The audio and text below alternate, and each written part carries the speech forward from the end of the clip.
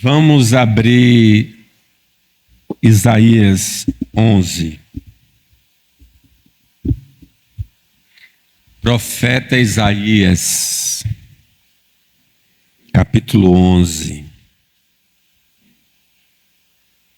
Nosso Deus nos ajude a entender as suas palavras. O seu Espírito tem a finalidade, uma das finalidades, nos guiar a toda a verdade. Ele nos guia não só a nós, mas todo o povo do Senhor reunido para ouvir as suas palavras. Fala conosco, Deus, no nome de Jesus. Amém. Do trono de Jessé sairá um rebento, e das suas raízes um renovo. Repousará sobre ele o Espírito do Senhor, o Espírito de sabedoria e de entendimento, o Espírito de conselho e de fortaleza, o Espírito de conhecimento e de temor do Senhor. Deleitar-se-á no temor do Senhor. Não julgará segundo a vista dos seus olhos, nem repreenderá segundo o ouvir dos seus ouvidos, mas julgará com justiça os pobres e decidirá com equidade a favor dos mansos da terra. Ferirá a terra com a vara de sua boca e com o sopro dos seus lábios matará o perverso. A justiça será o cinto dos seus lombos e a fidelidade o cinto dos seus rins. O lobo habitará com o cordeiro e o leopardo se deitará junto ao cabrito. O bezerro, o leão novo e o animal cevado andarão juntos, e um pequenino os guiará. A vaca e a ursa pastarão juntas, e as suas crias juntas se deitarão. O leão comerá palha como o boi. A criança de peito brincará sobre a toca da áspide. E o já desmamado meterá a mão na cova do basilisco. Não se fará mal nem dano algum em todo o meu santo monte, porque a terra se encherá do conhecimento do Senhor, como as águas cobrem o mar. Naquele dia recorrerão as nações à raiz de Jessé, que está posta por estandarte dos povos. A glória lhe será a morada. Naquele dia, o Senhor tornará a estender a mão para resgatar o restante do seu povo, que for deixado da Assíria, do Egito, de Patros, da Etiópia, de Elão, de Sinar, de Ramate e das terras do mar. Levantará um estandarte para as nações, ajuntará os desterrados de Israel e o disperso de Judá recolherá desde os quatro confins da terra. Afastar-se-á a inveja de Efraim, e os adversários de Judá serão eliminados. Efraim não invejará a Judá, e Judá não oprimirá Efraim. Antes, voarão para os ombros dos filisteus ao ocidente, juntos despojarão os filhos do oriente, contra Edom e Moabe, lançarão as mãos e os filhos de Amon lhes serão sujeitos. O Senhor destruirá totalmente o braço do mar do Egito e com a força do seu vento moverá a mão contra o Eufrates e ferindo dividi-lo-á em 7 canais, de sorte que qualquer o atravessará de sandálias. Haverá caminho plano para o resgate do seu povo que for deixado da Assíria, como houve para Israel no dia em que subiu da terra do Egito. Essa passagem, ela é uma profecia que em parte se cumpriu. Se não, vejamos. O governador, o rei, que ele fala no início do versículo 1, se refere a Jesus, que veio e mostrou que ele estava cheio do Espírito.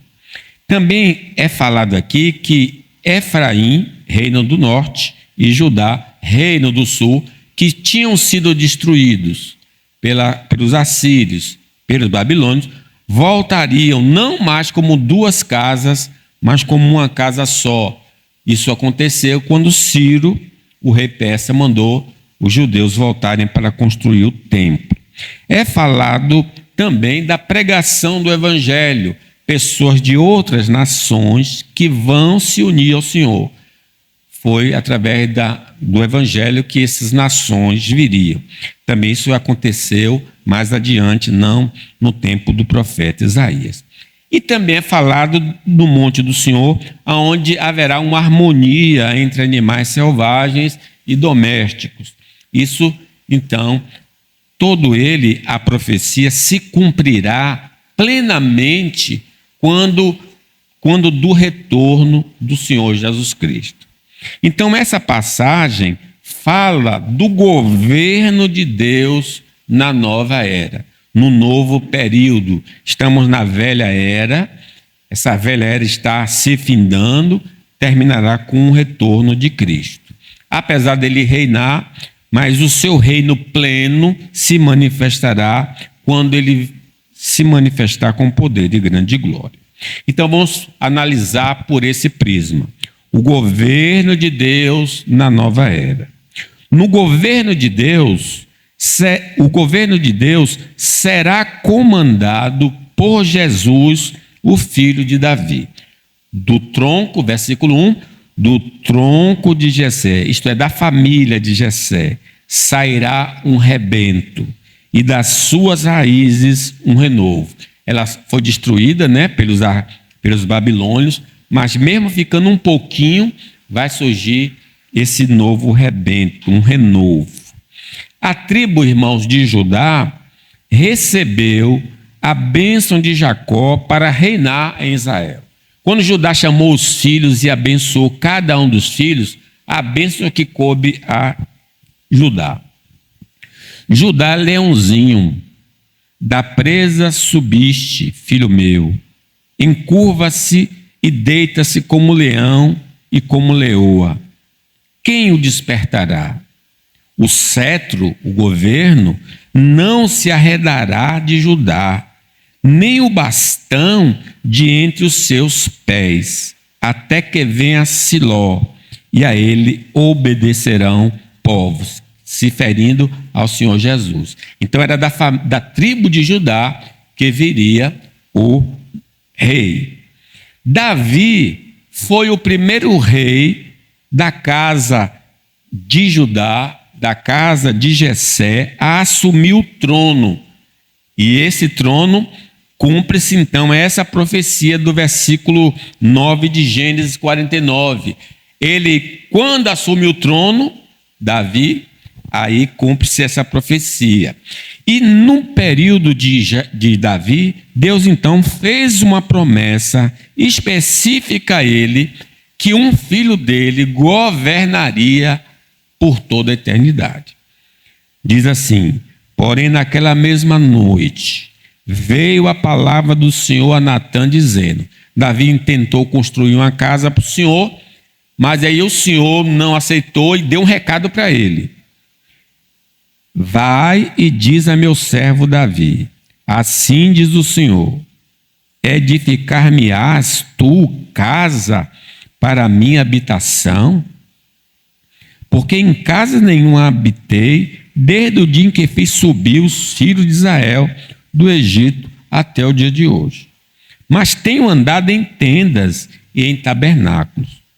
Em todo lugar em que eu andei com todos os filhos de Israel, falei acaso alguma palavra como qualquer das suas tribos, a quem mandei apacentar o meu povo de Israel, dizendo, por que não me edificais uma casa de cedro? Agora, pois, assim dirás ao meu servo Davi, assim diz o Senhor dos Exércitos, tomei-te da malhada de detrás das ovelhas, para que fosse príncipe sobre o meu povo, sobre Israel. E fui contigo por onde quer que andaste, eliminei os teus inimigos diante de ti, e fiz grande o teu nome, como só os grandes têm na terra. Preparei lugar para o meu povo, para Israel, e o plantarei, para que habite no seu lugar e não mais seja perturbado. E jamais os filhos da perversidade o aflijam como dantes.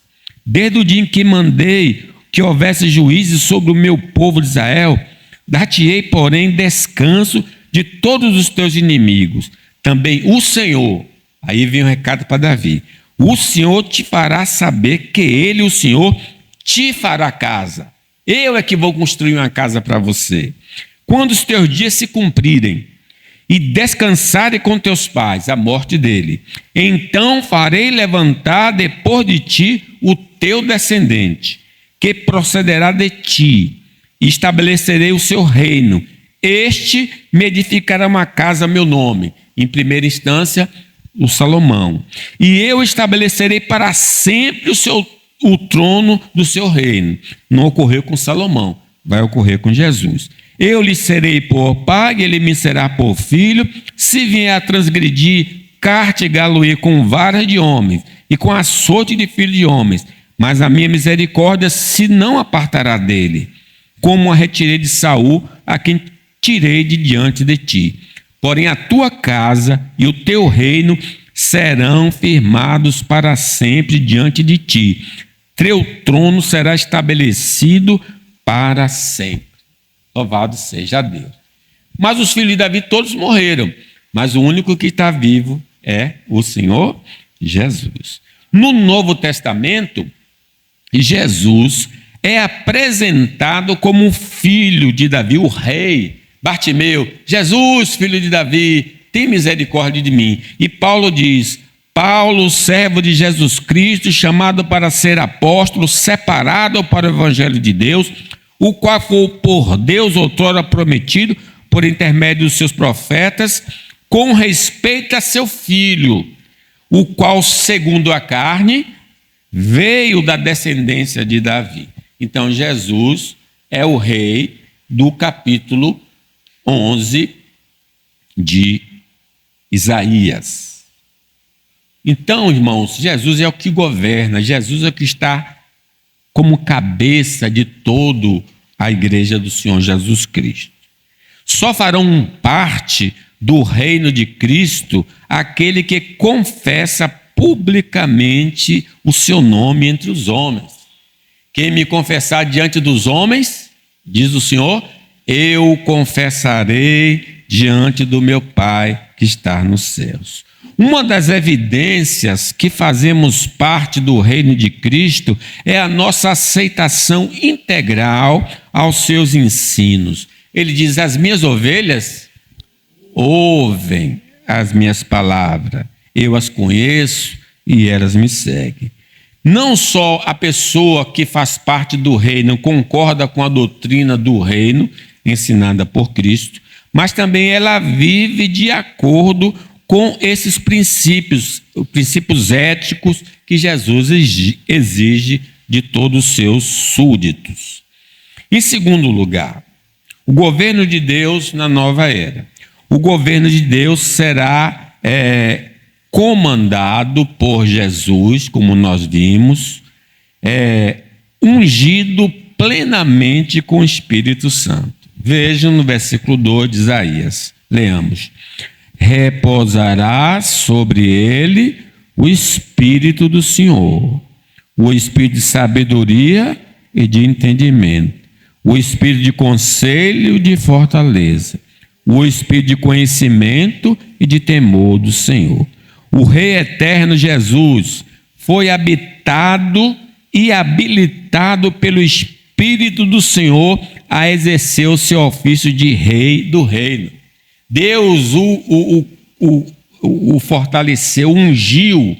Ele é Messias, a palavra significa ungido. Deus ungiu a Jesus. É interessante que ele estava na sinagoga de Nazaré, deram-se o pergaminho para ele ler, e ele leu: o Espírito do Senhor está sobre mim, pelo que me ungiu para evangelizar os pobres, enviou-me a proclamar a libertação aos cativos e a restaurar da vista aos cegos, para pôr em liberdade os oprimidos e a pregoar o ano aceitável do Senhor. Aí diz, tendo fechado o livro, devolveu ao assistente e sentou-se. E todos na sinagoga tinham os olhos fitos nele. Então passou Jesus a dizer-lhes: hoje se cumpriu a escritura que acabar de ouvir.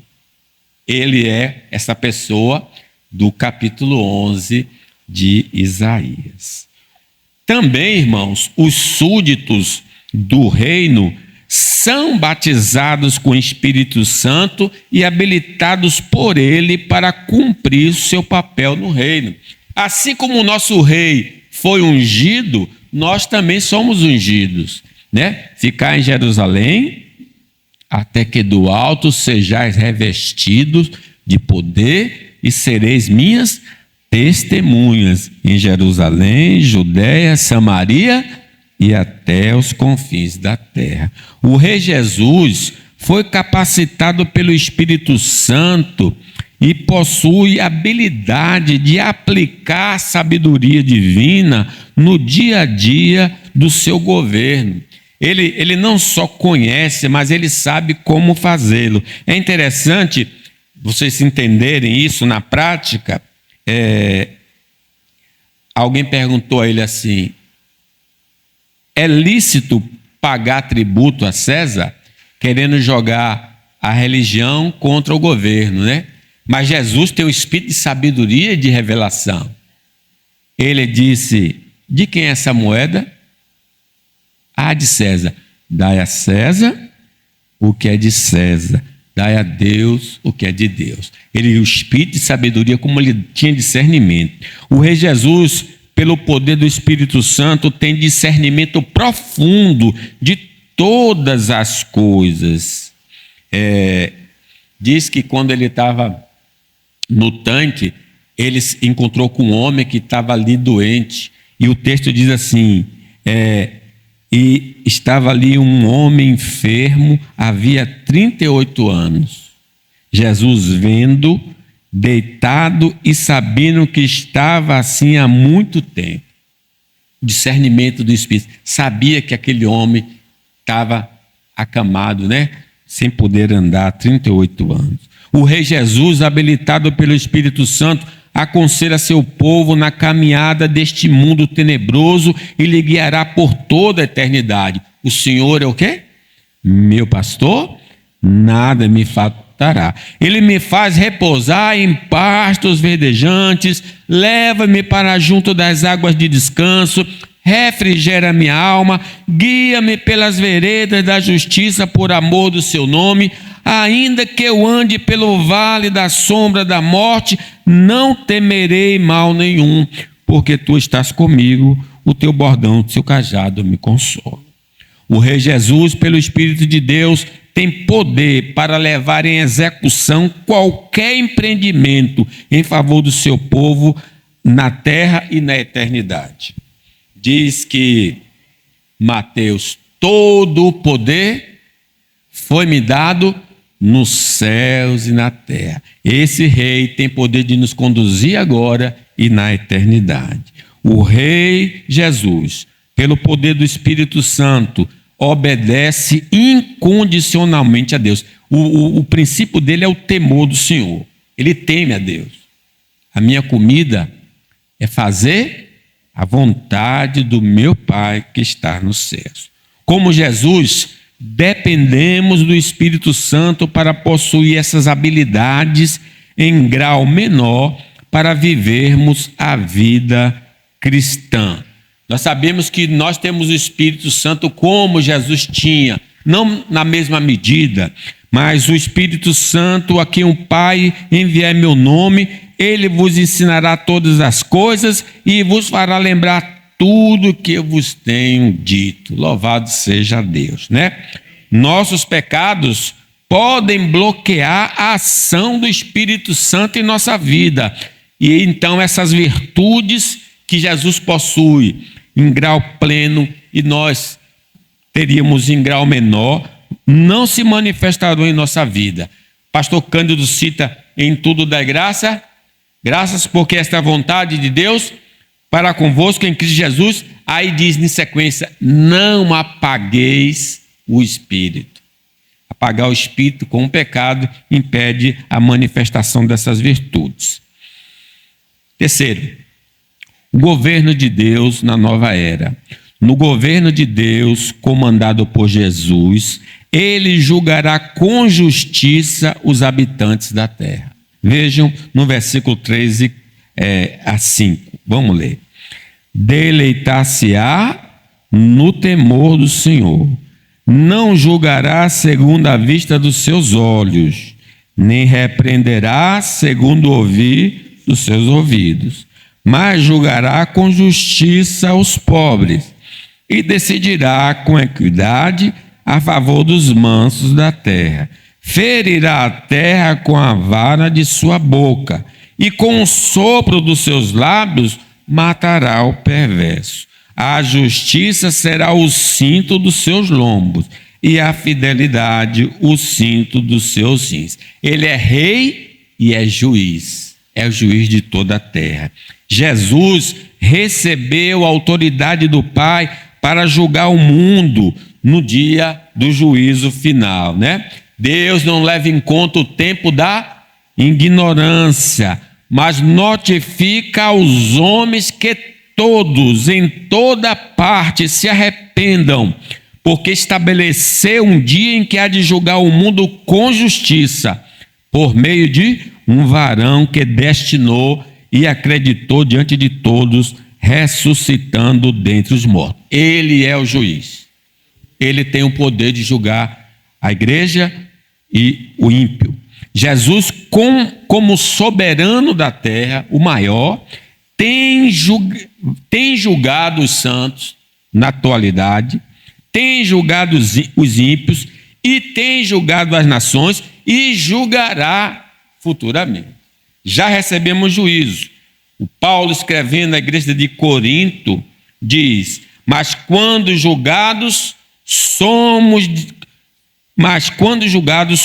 disciplinados pelo Senhor para não sermos condenados com o mundo. Deus estava exercendo juízo ali naquela igreja devido à participação indevida da ceia. Deus julgou o povo antediluviano mandando água. Deus julgou a cidade de Sodoma e Gomorra. Deus julgou o reino do norte. Deus julgou o reino do sul. Deus julgou a Jorão, o filho de Davi, praticou mal. Então a gente vê esse rei Jesus já exercendo juízo no presente e exercerá juízo no futuro. Todas as nações serão reunidas na sua presença e ele apartará um dos outros, como o pastor aparta os cabritos das ovelhas, ou os bodes das ovelhas.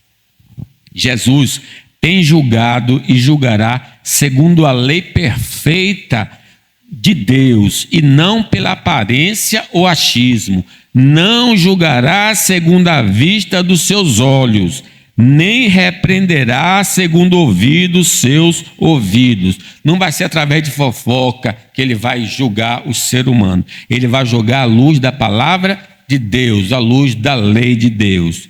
Com Deus não há acepção de pessoas. Assim, pois, todos que pecaram sem lei, não têm ela escrita, mas no coração, será julgado por essa lei.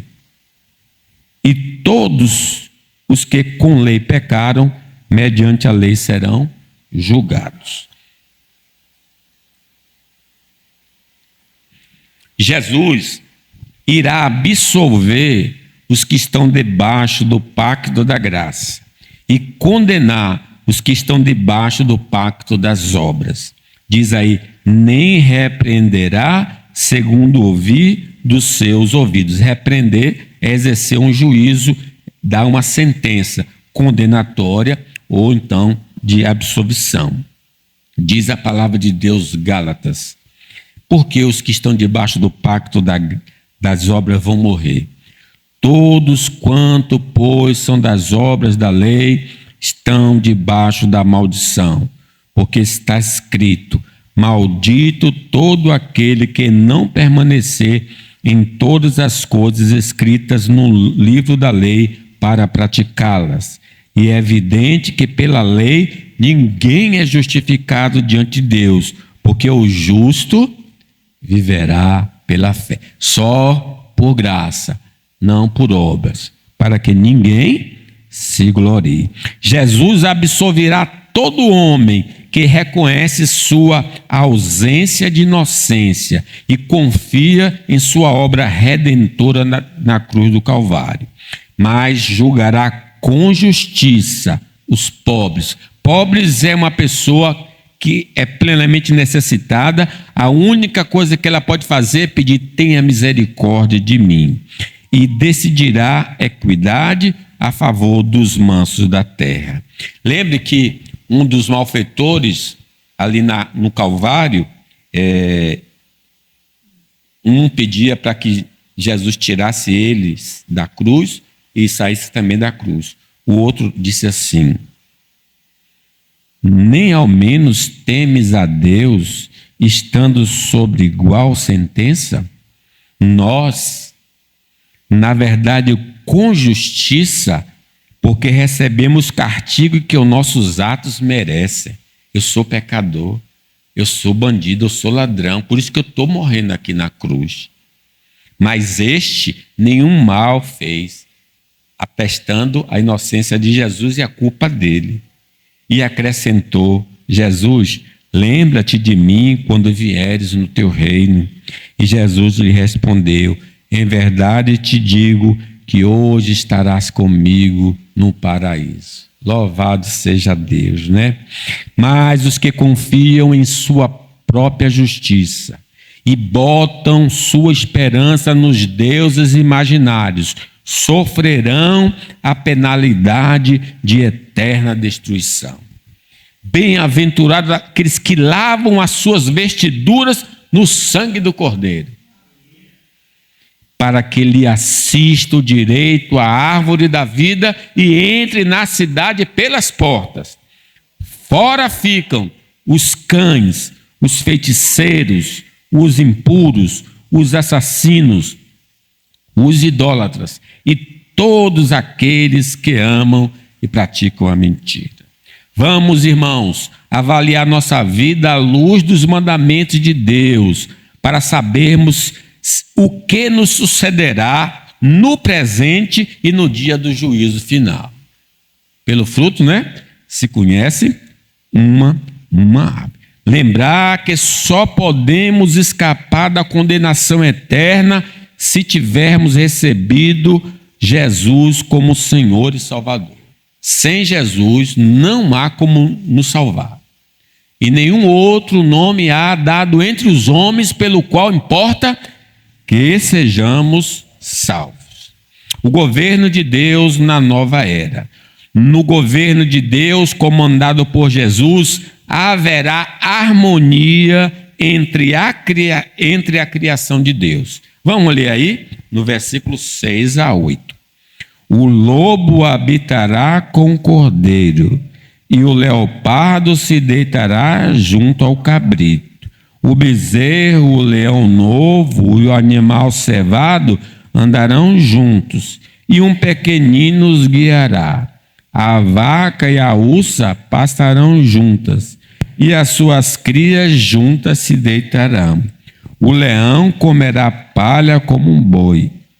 A criança de peito brincará sobre a toca da áspide, e o já desmamado meterá a mão na cova do basilisco.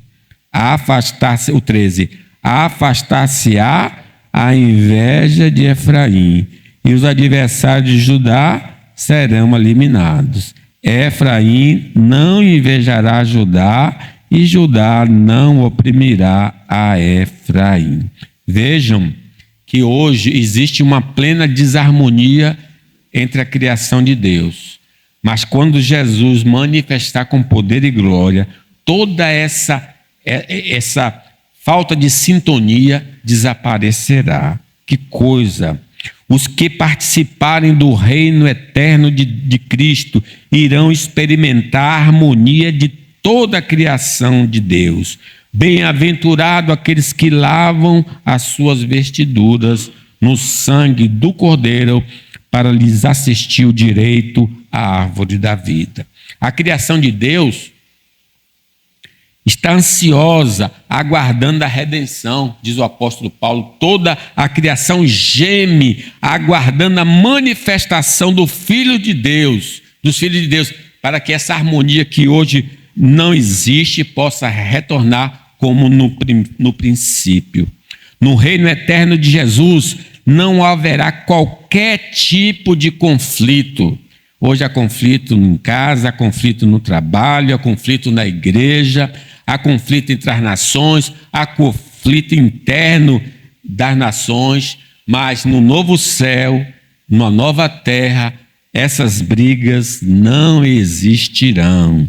As brigas entre indivíduos, família, igreja, povos e nações não existirão, pois seremos dotados de todas as qualidades do Espírito que gera harmonia. Que coisa linda, né? A paz de Cristo. A paz interior, a paz com Deus, a paz com o próximo e com toda a criação resultará em um ambiente cheio de paz.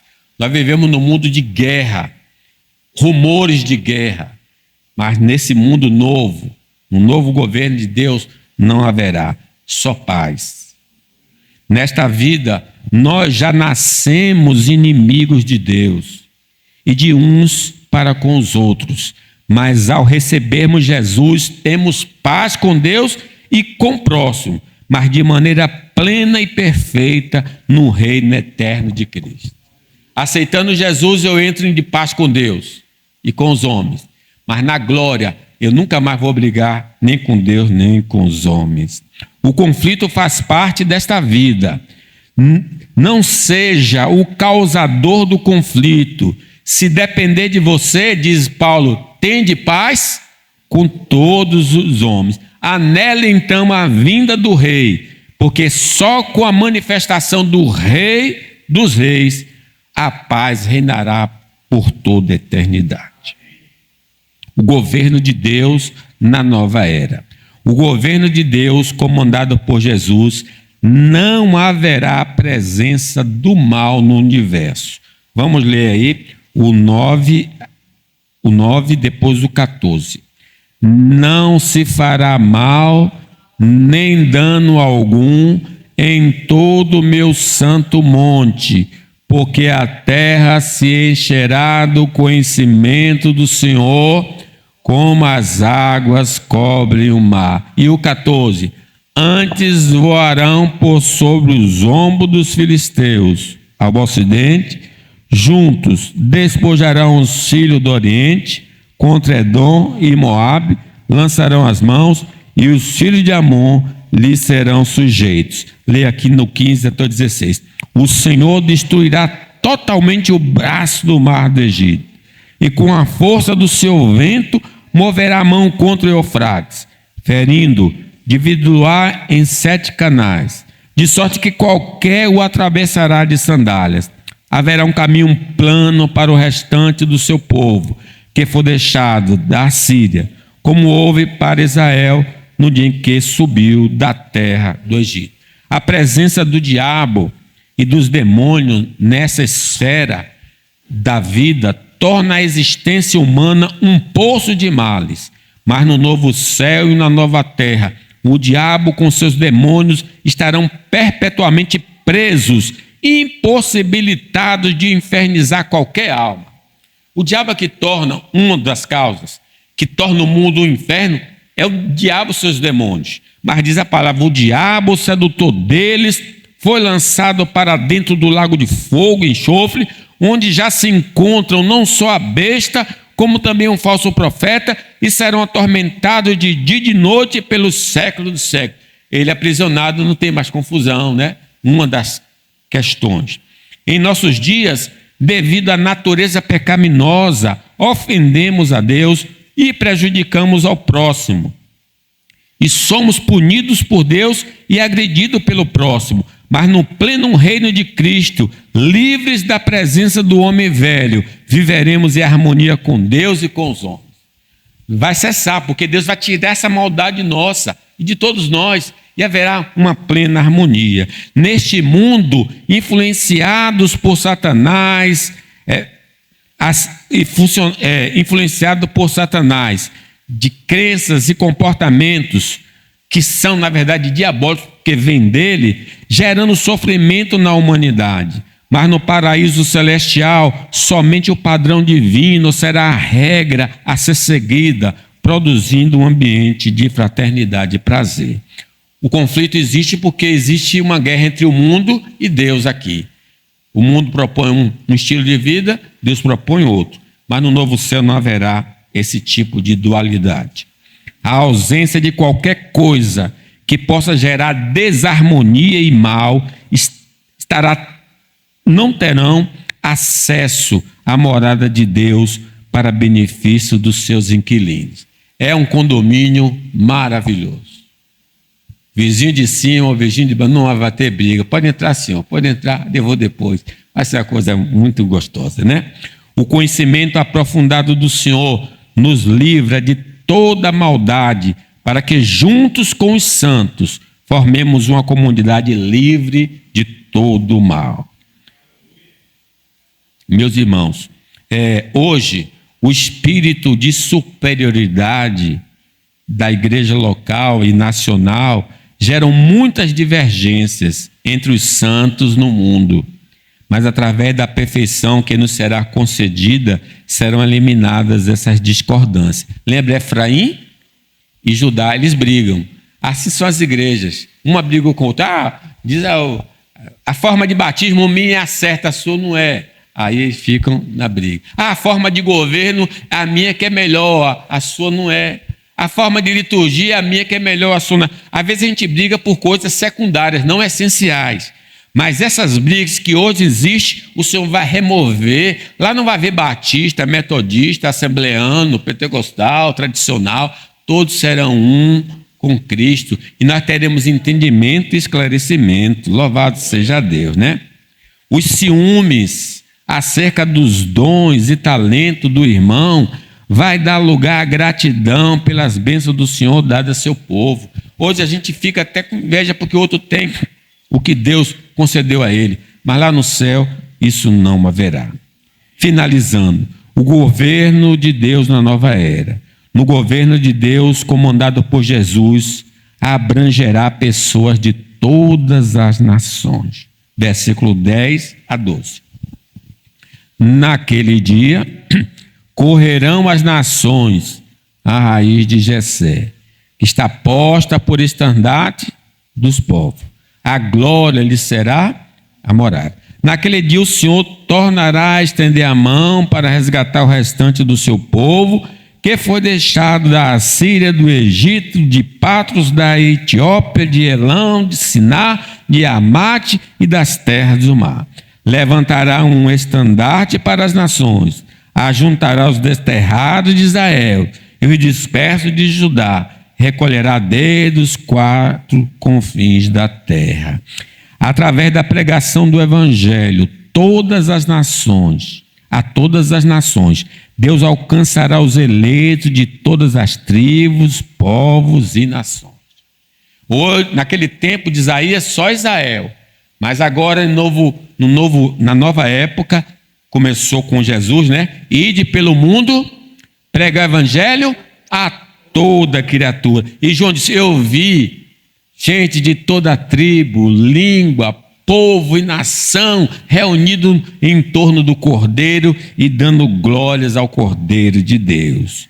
O meio então estabelecido por Deus para atrair os eleitos é a pregação do evangelho. Por isso a igreja deve orar pela evangelização mundial, contribuir para a evangelização mundial e evangelizar a sua localidade. Diz que esse evangelho será anunciado a todas as nações, então virá o fim. Deus, através do Espírito Santo e a palavra, vai abençoar nossa ação missionária para alcançarmos os seus eleitos. Diz, naquele dia o Senhor tornará a estender a mão para resgatar o seu povo. Não existe força espiritual, política, mundana e carnal que possam impedir Deus de alcançar os eleitos através da pregação do Evangelho. O Evangelho vai ser pregado. Não importa, levantam-se multidões, mas o Evangelho vai avançar e cumprir. As portas do inferno não podem prevalecer contra a igreja. O povo de Deus, então, é multirracial, multicultural, multissocial, né? Então, o povo de Deus é uma grande mistura, não é só de brasileiros ou de americanos, mas pessoas de todas as tribos, línguas, povos e nações. Concluo. Para participar do reino eterno de Jesus, é necessário se arrepender dos pecados e crer nele como Salvador. Ele está convidando a nós todos, para aceitá-lo, para termos entrada no reino. É a chave, ele é a porta. Eis que estou à porta e bato. A evidência de que vamos fazer parte do reino eterno de Jesus é nossa obediência à sua palavra na presente era. Nem todos que dizem Senhor, Senhor, entrará no reino dos céus, mas aquele que faz a vontade do meu Pai. O diabo e seu exército farão de tudo para nos desestimular a confiar na promessa de Deus e abandonar o caminho santo. Ele adverte: o diabo, vosso adversário, anda em derredor, bramando como leão, buscando a quem possa tragar. Mas Deus vai nos proteger durante o tempo da nossa peregrinação nesse ambiente cercado de tentações e provações. Eu estou convosco todos os dias até a consumação do século. Que a igreja possa dizer: ora vem, Senhor Jesus.